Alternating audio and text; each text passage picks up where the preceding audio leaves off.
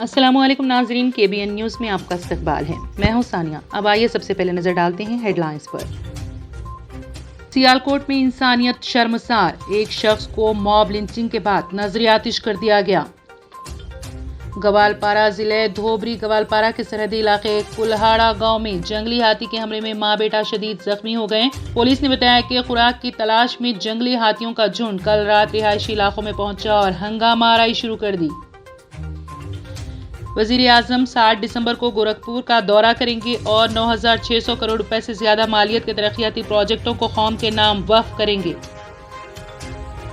Omicron के खौफ से एक डॉक्टर ने अपनी बीवी और बच्चों को कत्ल कर दिया। दिल दहला देने वाली ये वारदात रियासत उत्तर प्रदेश के कानपुर में पेश आई। तेलंगाना में सिनेमा थिएटर्स को बंद करने का कोई मंसूबा नहीं, श्रीनिवास यादव की वजाहत। मुल्क में ओमिक्रॉन का तीसरा केस दर्ज, जिम्बाब्वे से आने वाला शख्स हुआ मुतासिर। उत्तराखंड से पीएम मोदी का आवाम से खिताब, कई तरक्याती मंसूबों का किया इफ्तिताह और रखा संगे बुनियाद। अमरीकी हुकूमत ने अवामी मुकामात पर मास्क का इस्तेमाल न करने वालों पर भारी जुर्माने आयद करने का ऐलान किया। ये जुर्माने 37,000 रुपए से लेकर 2.5 लाख रुपए का जुर्माना आयद किया जाएगा।